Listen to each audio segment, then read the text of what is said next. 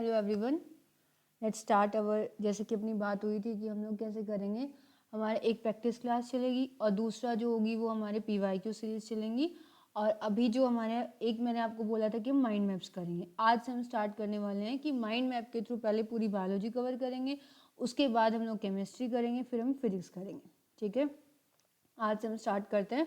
जो फर्स्ट हमारा टॉपिक है माइंड मैप में कवर करने के लिए वो क्या है, वो हमारे पास सेल। आप देखो सेल को क्या कहते हो, cell the fundamental unit of life. इस तरीके से सेल को हम अलग अलग नेम से जानते हैं। Cell is the fundamental unit of life, right. Cell is the basic unit of life, ठीक है। और इसके साथ साथ में हम लोग सेल को क्या कहते हैं, स्ट्रक्चरल यूनिट ऑफ लाइफ, ठीक है। आज सबसे पहले तो हम बात करेंगे कि सेल की डिस्कवरी कैसे हुई, कि सेल जो हमने इसको सेल को अलग अलग जो नेम्स दिए हुए हैं, ये सेल आया कहाँ से। जो सबसे पहले सेल की जो डिस्कवरी करने वाले थे वो कौन थे, जो फर्स्ट हमारे पास साइंटिस्ट थे जो सेल की डिस्कवरी करे थे वो कौन थे, रॉबर्ट हुक। रॉबर्ट हुक ने सेल की डिस्कवरी कब की, 1665 के अंदर इन्होंने सेल की डिस्कवरी की। और किस तरीके से इन्होंने सेल की डिस्कवरी की, इन्होंने जो डिस्कवरी की थी वो एक डेड सेल की डिस्कवरी की थी, राइट। डेड सेल की इन्होंने डिस्कवरी की, किसके अंदर की थी, जो कोर्क होता है ना, कोर्क सब लोग फैमिलियर हो। कोर्क हम किसको कहते हैं, जैसे कि ये पेड़ होता है, पेड़ का जो ब्लैक वाला पार्ट होता है उस ब्लैक वाले पार्ट को हम क्या कहते हैं, कोर्क कहते होता है। और वो जो ब्लैक वाला पार्ट होता है, कोर्क होता है, वो हमारे सेल का कौन सा पार्ट होता है, डेड सेल वाला पार्ट होता है। उसके अंदर से रॉबर्ट हुक ने 1665 के अंदर सेल की डिस्कवरी की। अब सेल डिस्कवर तो हो गया, और जो फर्स्ट सेल डिस्कवर हुआ था वो कैसा सेल डिस्कवर हुआ था, वो एक डेड सेल डिस्कवर हुआ था। इसके बाद नेक्स्ट फिर क्वेश्चन आता है हमारे पास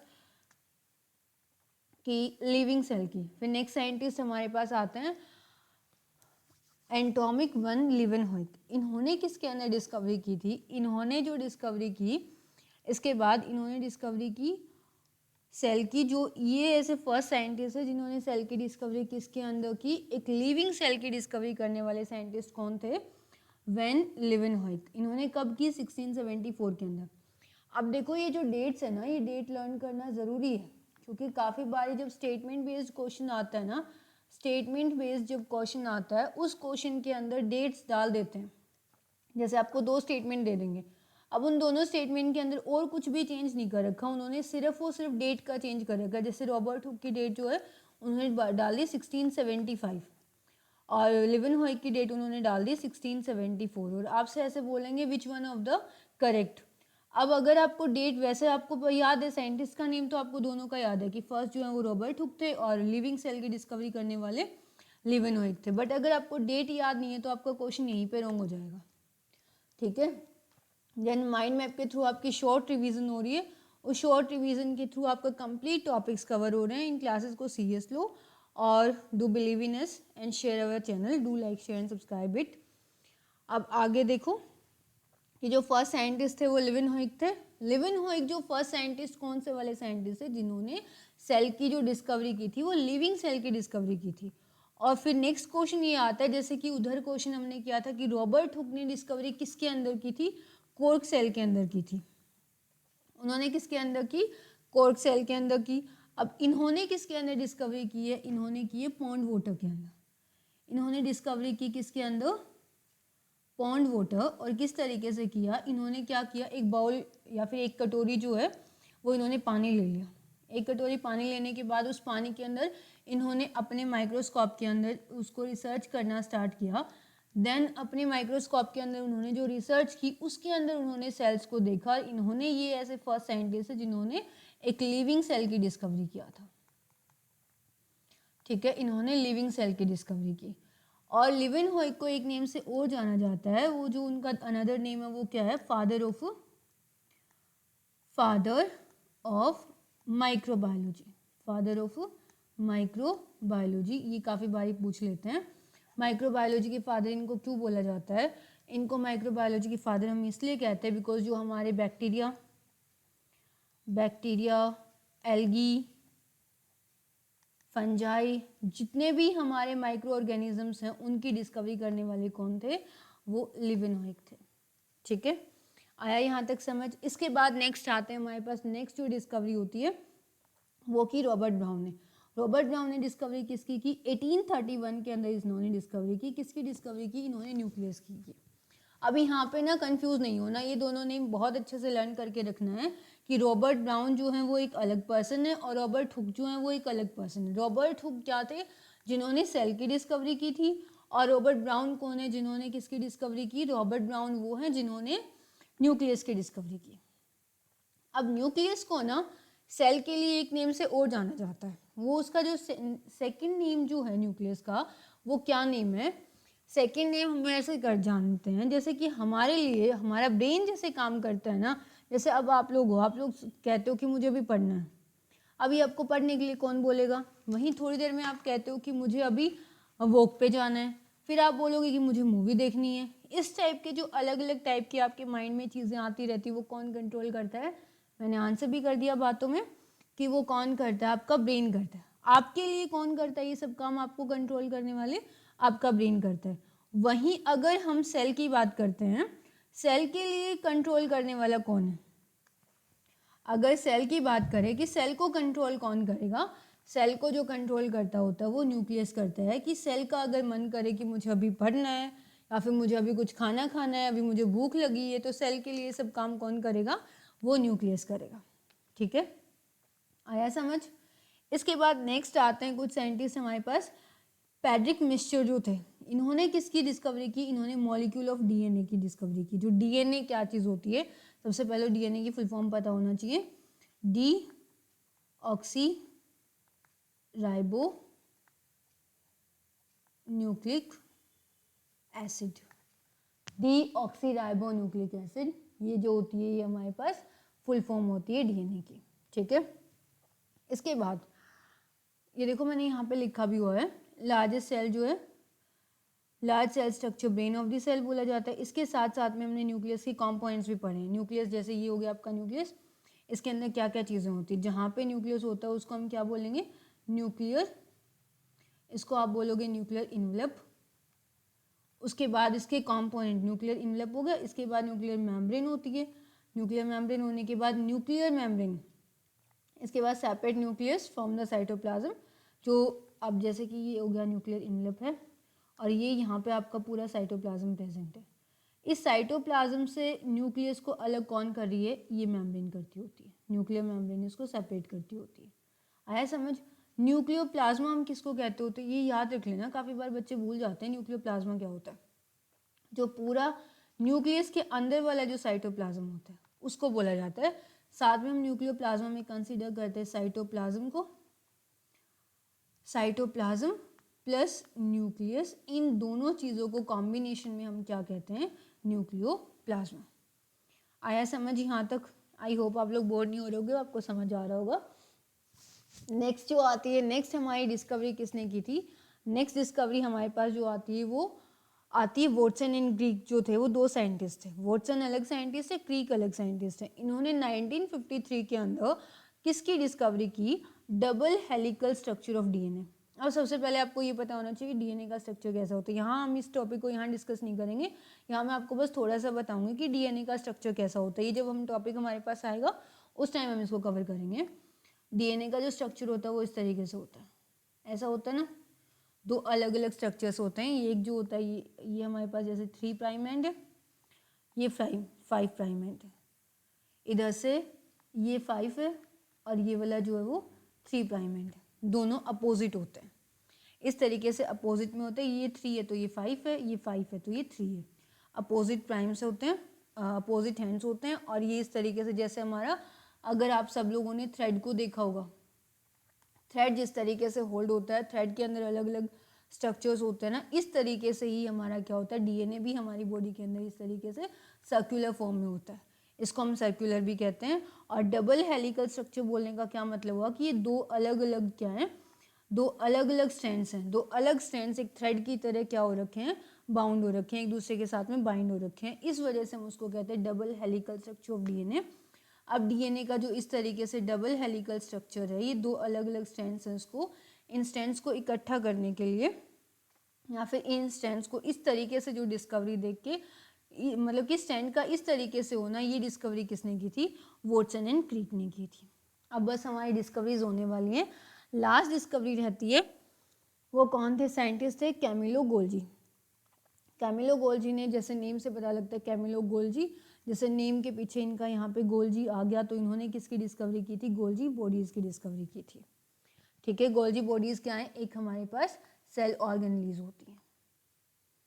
ठीक है, अब हमने यहाँ पे इतना कवरअप हम कर चुके हैं कि सेल की डिस्कवरी किसने की, कैसे की।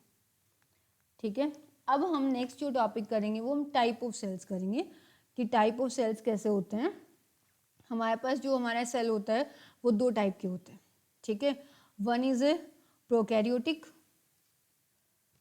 वन जो होता है हमारे पास प्रोकैरियोटिक सेल होता है, दूसरा जो होता है हमारे पास यूकैरियोटिक सेल होता है। अब दोनों के अंदर डिफरेंस देखो क्या होता है। इनका जो नेम है ना, यहाँ पे इसका नेम है प्रो और इसका यहाँ पे नेम है यू। यूकैरियोटिक और प्रोकैरियोटिक को अलग करो, जैसे कि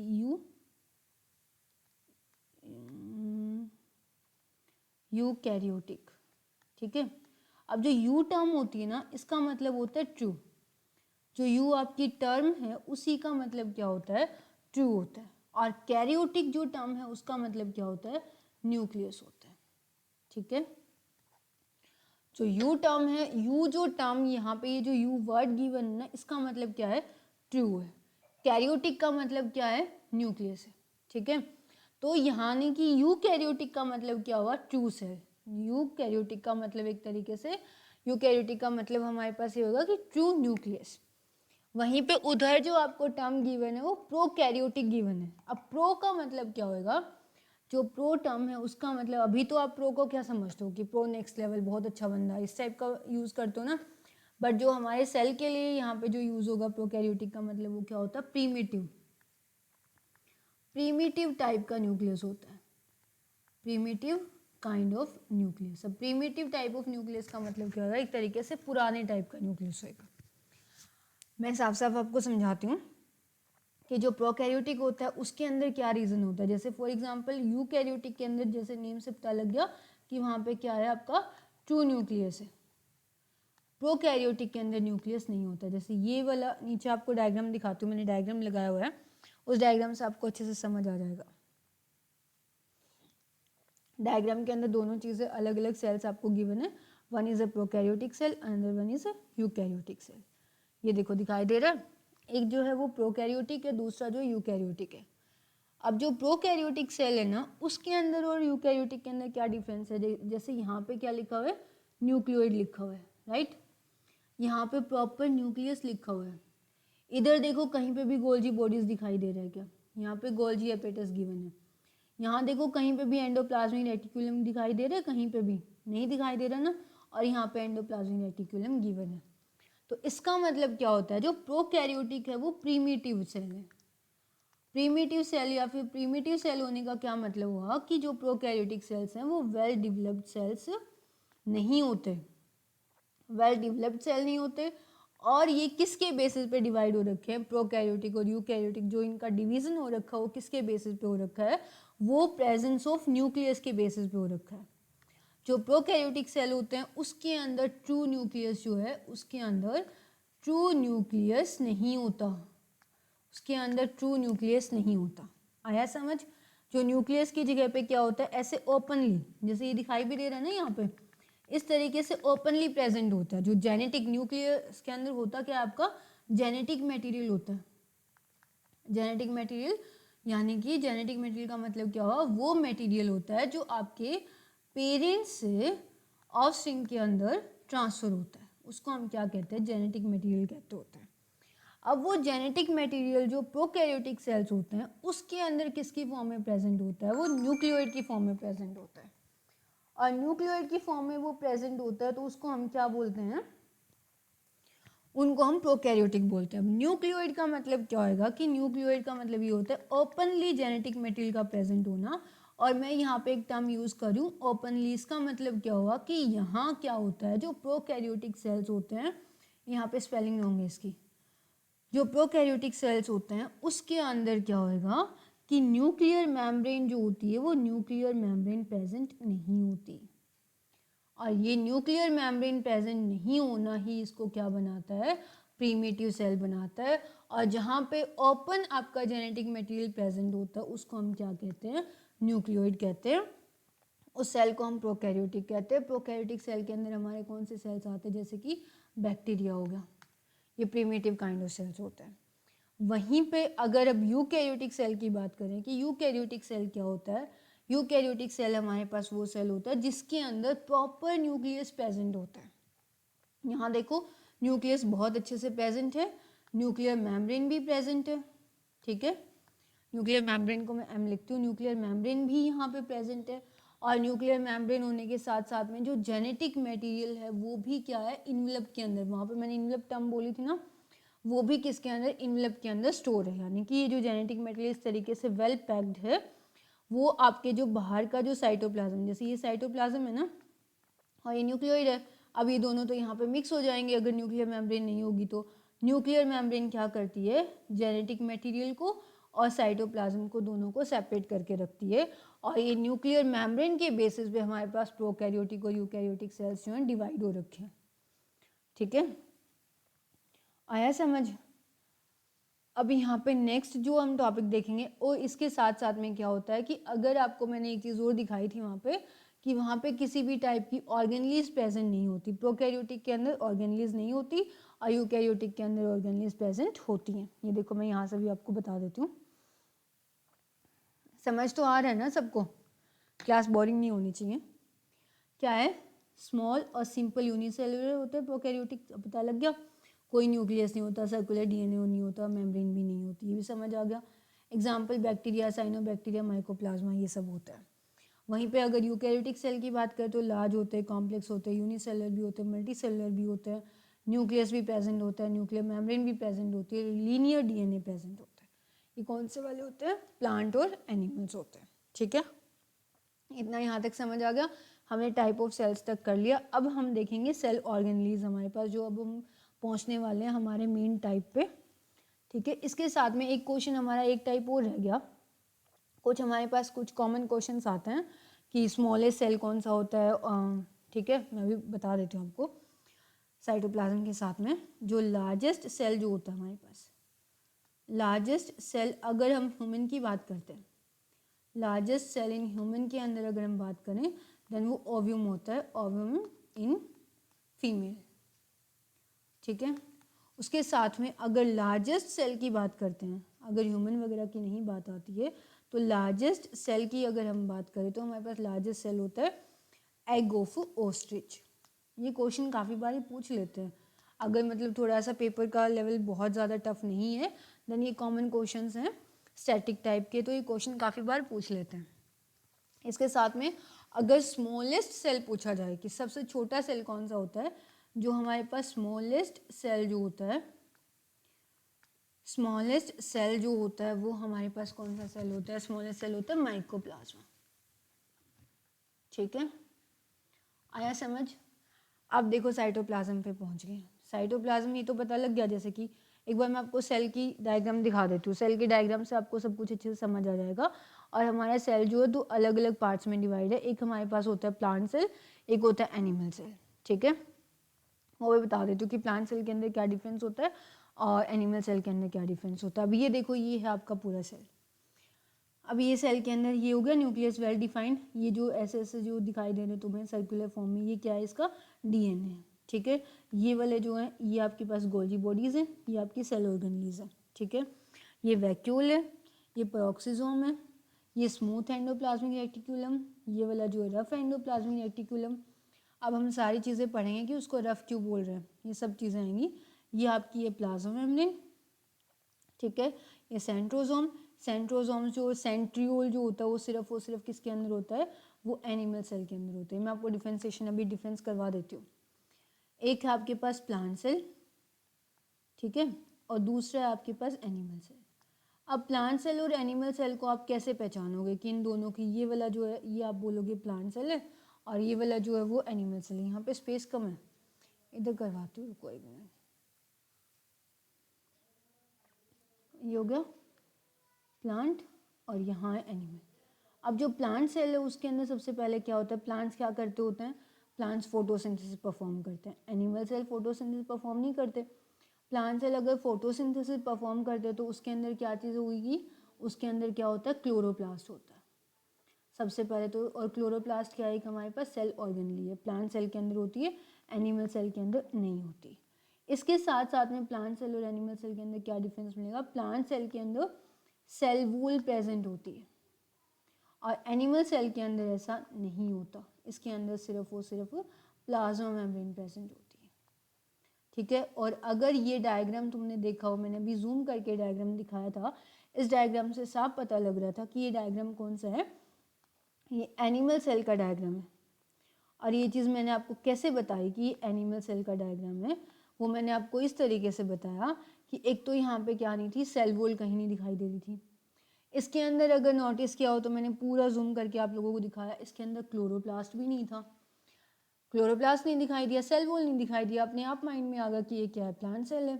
इसके साथ साथ में प्लांट सेल के अंदर एक और क्या डिफरेंस होता है, प्लांट सेल के अंदर जो वैक्यूल होता है वो लार्ज होता है, लार्ज होता है, काफ़ी सेल की डेंसिटी को कवर करता है। वहीं पे एनिमल सेल के अंदर देखा ही होगा कि वैक्यूल क्या था, एक तरीके से स्मॉल वैक्यूल था।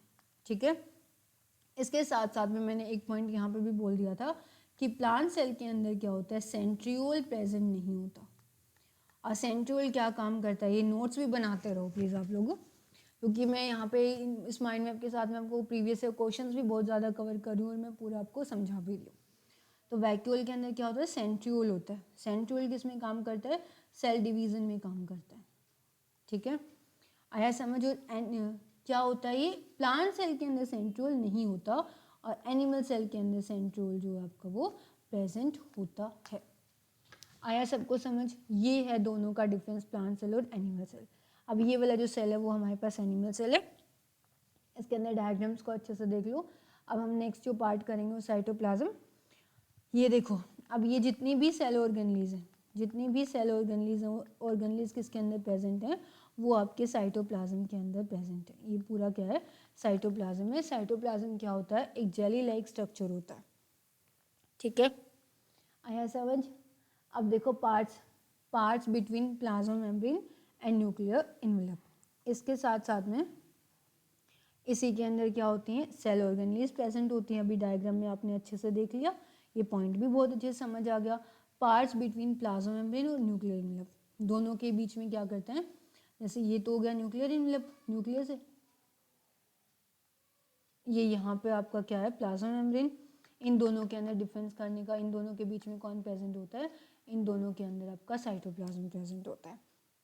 दिखाई कैसा देता है, जैसे मैंने बोला था ना अभी, जेली लाइक स्ट्रक्चर होता है। अभी मैंने बोला था जेली लाइक स्ट्रक्चर होता है। जेली लाइक स्ट्रक्चर सब लोग समझते हो, थोड़ा सा एक्वस ग्राउंड सब्सटेंस, एक्वस जैसा मतलब कि काइंड ऑफ लिक्विड जैसा होता है, हल्का हल्का सा। अब साइटोप्लाज्म देख लिया कि कैसा होता है। अब साइटोप्लाज्म में क्या होती है, आपकी सेल ऑर्गेनलीज होती हैं। वो ऑर्गेनलीज अभी हमें यहाँ पे करनी है, नेक्स्ट टॉपिक है ऑर्गेनलीज। इसके बाद हम अपने माइंड मैप को आज के लिए इतना ही करेंगे, सेल वाला टॉपिक हमारा ख़त्म हो जाएगा। इसके बाद नेक्स्ट टॉपिक जो करेंगे वो हम सेल डिवीज़न पे करेंगे। नेक्स्ट जो माइंड मैप कवर करना है वो वाला टॉपिक होगा हमारा सेल डिवीज़न। ठीक है, नेक्स्ट देखो, अभी यहाँ पे ऑर्गेनलीज पे हम पहुँच चुके हैं। ऑर्गेनलीज सबसे पहले जो आती है वो हमारे पास एंडोप्लाज्मिक रेटिकुलम आती है। एंडोप्लाज्मिक रेटिकुलम जो होता है वो किसका काम करता है, वो ट्रांसपोर्ट का काम करता होता है। एंडोप्लाज्मिक रेटिकुलम जो है वो ट्रांसपोर्ट का काम करता है। एंडोप्लाज्मिक रेटिकुलम दो टाइप का होता है, one is rough endoplasmic reticulum, दूसरा जो होता है स्मूथ एंडोप्लाज्मिक रेटिकुलम। ठीक है, अब इनको रफ क्यों बोला गया, स्मूथ क्यों बोला गया, और अगर डायग्राम ध्यान है तो मैंने डायग्राम में स्पेशली बोला था कि ये रफ है और ये स्मूथ है। ठीक है, और ये माइंड मैप्स जो हैं वो आप लोगों के लिए बहुत हेल्पफुल है। आप रिवीजन, आपका सिलेबस सब खत्म हो चुका है, सिर्फ अब आपको क्या करना है, सिर्फ आपको रिवीजन करनी है और माइंड मैप्स के थ्रू आपका कंप्लीट चैप्टर क्वेश्चंस के साथ में फुली कवर अप हो जाएगा। देन आप जितना हो सकता है इतना अपने फ्रेंड्स के साथ में शेयर करो, हमारी मेहनत भी वर्थ इट होगी और आप लोगों की हेल्प भी हो जाएगी। ठीक है, अब एंडोप्लाज्मिक रेटिकुलम पे हम पहुंच चुके हैं। Endoplasmic reticulum, rough endoplasmic reticulum, smooth endoplasmic. अब रफ इसको क्यों बोला जाता है, रफ हम इसको इस वजह से बोलते हैं कि इसके ऊपर क्या चीज़ प्रेजेंट होती है, राइबोसोम्स प्रेजेंट होते हैं। ठीक है, राइबोसोम्स जैसे कि ये हो गया आपका एंडोप्लाज्मिक रेटिकुलम, मैंने काम तो फंक्शन तो बता ही दिया ना, एंडोप्लाज्मिक रेटिकुलम क्या काम करता है, ट्रांसपोर्ट का काम करता है। किसको ट्रांसपोर्ट करता है अभी वो देखेंगे। ऐसे होता है। अब इसके ऊपर यहाँ पे क्या है, राइबोसोम्स प्रेजेंट होते हैं, और वो राइबोसोम्स की प्रेजेंस होने की वजह से, उन राइबोसोम्स की प्रेजेंस की वजह से वो क्या करता है, राइबोसोम्स की प्रेजेंस की वजह से वो, उसको हम रफ एंडोप्लाज्मिक रेटिकुलम कहते हैं, शॉर्ट में हम इसको RER भी कहते होते हैं। अब ये रफ एंडोप्लाज्मिक रेटिकुलम क्या फंक्शन क्या करता होता है, ये प्रोटीन्स बनाने का काम करता है, मेक प्रोटीन। और रफ एंडोप्लाज्मिक रेटिकुलम को हम लोग प्रोटीन फैक्ट्री भी कहते होते हैं। जैसे कि न्यूक्लियस को हम ब्रेन ऑफ द सेल बोल रहे थे ना, इसी तरीके से रफ एंडोप्लाज्मिक रेटिकुलम को हम क्या कहते होते हैं, प्रोटीन फैक्ट्री के नेम से भी जाना जाता है। ठीक है, इसके बाद राइबोसोम्स इस पे प्रेजेंट होते हैं। नेक्स्ट जो है smooth endoplasmic reticulum. Smooth endoplasmic reticulum क्यों बोला गया, जैसे अभी नीचे वाला पार्ट देखो, नीचे वाले पार्ट के अंदर राइबोसोम्स प्रेजेंट नहीं होते, राइबोसोम्स प्रेजेंट नहीं होते तो हम इसको क्या बोलेंगे, इसकी अपीयरेंस कैसी होगी, स्मूथ होगी। स्मूथ होगी तो इसको हम क्या बोलेंगे, स्मूथ एंडोप्लाज्मिक रेटिकुलम। अब स्मूथ एंडोप्लाज्मिक रेटिकुलम क्या प्रोटीन्स बनाएगा, यहाँ पे प्रोटीन क्यों बनाया था, रफ एंडोप्लाज्मिक रेटिकुलम प्रोटीन क्यों बनाया था, इसके पीछे ये था कि राइबोसोम्स का फंक्शन क्या होता है, राइबोसोम्स क्या काम करते हैं, राइबोसोम्स जो होते हैं हमारे वो क्या करते हैं, वो प्रोटीन्स बनाने का काम करते हैं, वो बनाते ही प्रोटीन है, उसको भी हम प्रोटीन ही कहते होते हैं। ठीक है, वहीं पे अगर स्मूथ एंडोप्लाज्मिक रेटिकुलम के ऊपर प्रोटीन्स नहीं अवेलेबल है, वहाँ पे प्रोटीन है ही नहीं, तो यहाँ पे इसका फंक्शन भी नहीं होगा प्रोटीन बनाने का। तो क्या फंक्शन होगा इसका, ये क्या करेगा, लिपिड्स बनाता है। फर्स्टली तो ये किसका, फैट और लिपिड्स बनाएगा। फैट और लिपिड बनाने के साथ साथ में एक बहुत मोस्ट इम्पॉर्टेंट काम जो यहाँ पे ये करता है, वो क्या काम करता है, वो आपकी बॉडी के अंदर जितने भी ड्रग्स गए हुए हैं उन ड्रग्स को डिटॉक्सिफाई करने का काम करता है। अब जो मैंने टर्म बोली है ना, अगर वहाँ पे स्पेलिंग नहीं समझ आए, डिटॉक्सिफाई। अब उस डिटॉक्सिफाई का मतलब क्या है कि जैसे आप दवाइयाँ खा रहे हो, आपको कोई भी प्रॉब्लम हो जाती, कोई डिजीज़ हो गया, फीवर हो गया, कुछ भी होता आपको, अब दवाई खाई आपने, दवाई खाई है तो कुछ ना कुछ तो आपकी बॉडी के अंदर गया है ना। अब कुछ आपकी बॉडी के अंदर गया है तो उसको हम क्या बोलेंगे, अब वो ड्रग्स, दवाइयाँ आपकी बॉडी में गई हैं, उन दवाइयों से आपकी बॉडी को फिल्टर करने का काम कौन करता होता है, वो आपका स्मूथ एंडोप्लाज्मिक रेटिकुलम करता होता है। फैट और लिपिड्स बनाता है और इसके साथ साथ में नेक्स्ट काम क्या करता होता है, डिटॉक्सिफाई फ्रॉम ड्रग्स। आया समझ। नेक्स्ट आता है वैक्यूल। वैक्यूल का मैंने थोड़ा सा हिंट तो आपको दे दिया था। वैक्यूल क्या होता है, लार्ज किसके अंदर होता है, प्लांट के अंदर होता है। लार्ज प्लांट के अंदर होता है, परमानेंट होता है।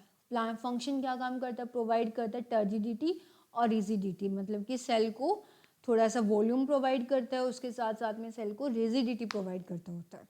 आया समझ। क्लास में बोर नहीं होने चाहिए और जितना हो सकता है इतना क्लास को शेयर करो। क्लास कंटिन्यू होंगी, अब ऐसा नहीं है कि गैप आ जाएगा। वो थोड़ा सा गैप इस वजह से आ रहा था, एक्चुअली मैं थोड़ा बिजी थी, दैट्स वाई। बट अब आपकी क्लासेस जो हैं रेगुलरिटी में आएंगी। हम इस तरीके से डालेंगे, 1 बाय 1 जो होगा, अल्टरनेट डेज के अंदर हम माइंड मैप की क्लास लेंगे और PYQs जो हमने बात की थी वो PYQs और प्रैक्टिस सेट्स तो हमारे कंटिन्यू हो ही चुके हैं। आगे इतना समझ। संडे को ऑफ रहेगा, प्रोवाइड करता है टर्जिडिटी। वहीं पे अगर एनिमल सेल की बात करते हैं तो एनिमल सेल के अंदर क्या होएगा, स्मॉल और टेम्परेरी होता है। देख लिया था उसके अंदर, सेल का जो डायग्राम देखा था उसके अंदर देखा था, स्मॉल होता है, स्टोर करके रखता है किसको, ग्लूकोज को स्टोर करके रखता है, ग्लाइकोजन को करता है और प्रोटीन को स्टोर करके रखता होता है। ये क्वेश्चन पूछ लेते हैं कि वैक्यूल का क्या फंक्शन होता है प्लांट एनिमल सेल के अंदर। ठीक है, ग्लूकोज को स्टोरेज का काम करता है। बेसिकली ऐसे याद रखना है कि एनिमल्स के साथ में क्या करता है, स्टोरेज का काम करता होता है। फिर नेक्स्ट हमारे पास आती है गोल्जी बॉडीज़। गोल्जी बॉडीज़ कहाँ होती हैं, जैसे अभी मैं आपको डायग्राम के अंदर दिखा देती हूँ, डायग्राम के अंदर दिखाती हूँ गोल्जी बॉडीज़ कहाँ पे प्रेजेंट थी। एक सेकेंड, ये तो हो ही नहीं पा रहा, चलो बाद में दिखाती हूँ। गोल्जी बॉडीज़ दिखाती हूँ, बाद में दिखाती हूँ, वेट करो। जैसे कि अभी एक बार मैं बना के दिखा देती हूँ कि ये ER है, देख लिया था हमने ER। ईआर के साथ में ही, ईआर के साथ में अटैच्ड होता है। जैसे ईआर जो है न्यूक्लियस के पास है, इसके साथ ही क्या होती है, गोल्जी बॉडीज़ होती हैं। ठीक है, गोल्जी बॉडीज़। अब ईआर क्या करता है, ट्रांसपोर्ट का काम करता है, ट्रांसपोर्ट करता है। ट्रांसपोर्ट किसको करता है, मैंने वहाँ पे मैं पॉइंट भूल गई थी वो बताना। ट्रांसपोर्ट किसको करता है, जो रफ एंडोप्लाज्मिक रेटिकुलम जिन प्रोटीन्स को बनाता है, उन प्रोटीन्स को ट्रांसफ़र करने का काम कौन करता है, उन ट्रांसफ़र करने का काम करता है, ट्रांसफरिंग का काम कौन करता है, ईआर करता है, एंडोप्लाज्मिक रेटिकुलम खुद करता है। उसके बाद वो ट्रांसपोर्ट होकर किसके पास जाती हैं, वो गोल्जी बॉडीज़ के पास जाती हैं। वो जो प्रोटीन्स थी वो कहाँ जाएंगी, गोल्जी बॉडीज़ के पास जाएंगी। गोल्जी बॉडीज़ के पास जाने के बाद नेक्स्ट जो होगा, गोल्जी बॉडीज़ उसको स्टोर करती हैं, प्रोटीन्स को स्टोर करने के साथ साथ में वो नेक्स्ट काम क्या करती हैं, पैकेजिंग का काम करती होती है। पैकेजिंग का मतलब कि जैसे हमारे घर में कुछ सामान आता है वो पैक होके आता है ना, इसी तरीके से प्रोटीन्स को भी तो कहीं और ट्रांसफ़र करने के लिए पैक करेंगे, तो पैकिंग का काम करती हैं। उसके साथ साथ में क्या करती हैं, लाइसोसोम्स को बनाने का काम भी करते होती हैं। लाइसोसोम्स कहाँ पे बनता है, वो किसके अंदर बनता है, गोल्जी बॉडीज़ के अंदर बनता है। फिर यहाँ पे बोला हुआ है एक सिस फेस, गोल्जी बॉडीज़ जो होती है 2 टाइप की होती है, एक सिस फेस, एक होता है ट्रांस फेस। अब सिस फेस हम किसको कहते हैं, जो टूवर्ड्स न्यूक्लियस, जैसे ये यहाँ पे न्यूक्लियस है और जो न्यूक्लियस की साइड इस तरीके से, जो न्यूक्लियस की साइड टूवर्ड्स न्यूक्लियस है उसको हम क्या बोलेंगे, सिस फेस बोलेंगे। और जो टूवर्ड्स जो प्लाज्मा मेम्ब्रेन की साइड इस तरीके से, ये न्यूक्लियस हो गया, और जिसका फेस यहाँ पे ये प्लाज्मा मेम्ब्रेन आपकी, जिसका फेस प्लाज्मा मेम्ब्रेन की साइड है उसको हम क्या बोलेंगे, ट्रांसफेस बोलेंगे। अभी एक बार मैं आपको डायग्राम दिखा देती हूँ इसका, गोल्जी बॉडीज़ का कहाँ पे कैसे अटैच्ड है। ये देखो, ये आपका न्यूक्लियस, ये एंडोप्लाज्मिक रेटिकुलम हो गया। अब रेटिकुलम क्या करेगा, एंडोप्लाज्मिक रेटिकुलम ट्रांसपोर्ट का काम कर रहा था, जो इन्होंने प्रोटीन्स बनाई उन प्रोटीन को कहाँ ट्रांसफ़र कर देगा, इसके पास गोल्जी बॉडीज़ के पास ट्रांसफ़र कर देगा। अब ये वाला जो है, ये जो न्यूक्लियस की साइड पे है, बिल्कुल न्यूक्लियस की साइड पे है, उसको हम क्या बोलेंगे, उसको हमने बोल दिया सिस फेस। ठीक है, और जो दूसरे वाला फेज है जो अभी यहाँ पे इधर, ये है ना आपकी प्लाज्मा मेम्ब्रेन, प्लाज्मा मेम्ब्रेन की साइड जो फेस है उसको क्या बोलेंगे हम, ट्रांसफेस। आया समझ, डायग्राम के साथ में मैंने आप लोगों को समझा दिया। अब नेक्स्ट हमने बोला था लाइसोसोम्स। लाइसोसोम्स क्या होंगे, लाइसोसोम्स को हम क्या बोलेंगे, लाइसोसोम्स को एक और नेम से जाना जाता है which is known as a suicidal bag. और लाइसोसोम को बनाने का काम कौन करता है, बनते किसके अंदर है, गोल्जी बॉडीज़ के अंदर। ये चीज़ हम अभी देख चुके हैं। ठीक है, सुसाइडल बैग बोला जाता है। सुसाइडल बैग क्यों बोला जाता है, कि सेल के अंदर कोई भी मेल फंक्शनिंग होती है तो ये सेल को खुद ही डाइजेस्ट कर लेता है, खुद ही उसको खा जाता है। इसको खाता क्यों है, बिकॉज इसके अंदर क्या होता है, कुछ हाइड्रोलिटिक एंजाइम्स होते हैं और उन एंजाइम्स की वजह से ये क्या करता है, सेल को खुद ही खा जाता है। ठीक है, नेक्स्ट जो आती है, नेक्स्ट ऑर्गेनली आपके पास आती है माइटोकॉन्ड्रिया। माइटोकॉन्ड्रिया को हम लोग किस नेम से जाना जाता है, mitochondria is known as a, इसको हम power house of the cell कहते हैं। इसका एक और जो नेम है वो हमारे पास है power house of the cell. अगर पेपर बेसिक बनता है ना तो काफ़ी बार पूछ लेते हैं कि power house of the cell क्या कहते हैं। स्टेटमेंट में भी आ जाता है कि स्टेटमेंट में डाल देंगे कि which organelle is known as a, जैसे फॉर एग्जांपल माइटोकॉन्ड्रिया को डिफाइन करना है तो mitochondria is known as a power house of the cell. अगर पता होगा तो आप उस स्टेटमेंट्स को एलिमिनेट कर लोगे। मैं क्वेश्चंस करवाऊंगी उस टाइम पे आपको दिखाऊंगी, इस टाइप के क्वेश्चंस भी आते हैं। माइटोकॉन्ड्रिया के अंदर 2 मेम्ब्रेन होती है, जैसे ये हो गया आपके पास, ये है माइटोकॉन्ड्रिया। माइटोकॉन्ड्रिया के अंदर 2 मेम्ब्रेन होती हैं, one is outer membrane, another one is inner membrane. ये वाली होगी आउटर और ये वाली जो है इनर। आउटर मेम्ब्रेन जो होती है वो पोरस होती है। पोरस होने का मतलब क्या होती है, मतलब फैमिलियर होती है, सभी चीज़ें इसके अंदर से पास हो जाती है। इनर मेम्ब्रेन इस तरीके से फोल्ड होती है। इस तरीके से फोल्ड क्यों होती है, बिकॉज वो क्या काम करती है, वो एटीपी सिंथेसिस करती होती है। एटीपी क्या होती है, एडिनोसाइन ट्राइफॉस्फेट। एटीपी को हम लोग क्या कहते हैं, करेंसी ऑफ द सेल भी बोला जाता है। जैसे कि हमारा काम पैसों के बगैर नहीं चलता, इसी तरीके से सेल का जो काम होता है वो एटीपी के बगैर नहीं चलता होता। एटीपी क्या है, एटीपी कैसे काम करती है सेल के लिए, एटीपी जैसे हमारी लाइफ के अंदर पैसे काम करते हैं इसी तरीके से सेल की लाइफ के अंदर एटीपी काम करती है। इस वजह से हम उसको करेंसी ऑफ द सेल कहते होते हैं। एटीपी बनाता कौन है, जो इनर मेम्ब्रेन होती है वो एटीपी बनाने का काम करती होती है। आया समझ? आउटर मेम्ब्रेन होती है। इसके साथ साथ में ये एक भी क्वेश्चन पूछा जाता है, ये काफ़ी इंपॉर्टेंट है कि माइटोकॉन्ड्रिया के पास खुद का डीएनए होता है। अदर ऑर्गेनेल्स के अंदर हमने डीएनए का कोई बात नहीं की थी। माइटोकॉन्ड्रिया के पास और प्लास्टिड्स के पास खुद का डीएनए होता है, खुद के राइबोसोम्स होते हैं। ठीक है, अब नेक्स्ट हमारे पास ऑर्गेनेल आती है, वो आती है हमारी प्लास्टिड्स। ये वाला प्लास्टिड्स जो होगी वो हमारी आज की लास्ट ऑर्गेनेल होने वाली है। प्लास्टिड्स कहाँ होंगी? सिर्फ और सिर्फ किसके अंदर है? प्लांट सेल के अंदर। जो मैंने बोला ना क्लोरोप्लास्ट होता है। क्लोरोप्लास्ट सिर्फ और सिर्फ किसके अंदर होता है? क्लोरोप्लास्ट सिर्फ और सिर्फ किसके अंदर होता है? प्लांट के अंदर होता है, प्लांट सेल के अंदर। प्लांट सेल की यही तो पहचान होती है। ओनली इन प्लांट सेल खुद का डीएनए, खुद का राइबोसोम होता है। टाइप ऑफ प्लास्टिड्स देखो, प्लास्टिड्स जो होती है 3 टाइप की होती हैं। अब प्लास्टिड्स की वजह से ही क्या होता है? प्लांट्स का कलर जो होता है ग्रीन कलर होता है। अब देखो कैसे होता है। क्लोरोप्लास्ट होता है जो क्या करता है? क्लोरोफिल पिगमेंट स्टोर करता है।